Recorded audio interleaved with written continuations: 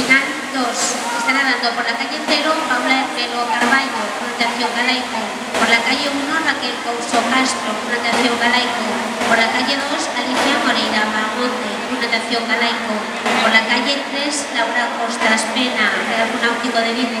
Por la calle 4 María Barrier Cuyo, Real Náutico de Vigo. Por la calle 5 Sara Ibáñez Carrera, pronunciación Ponteareas. Por la calle 6 Lina Rodríguez Rodríguez, pronunciación Vigo, Rías Baixas. Por la calle 7 Malena Iglesias Saquita, pronunciación Vigo, Rías Baixas. Por la calle 8 Ana Pérez García Micher, pronunciación galaico. Por la calle 9 Noa Anbar, Real Náutico de Vigo.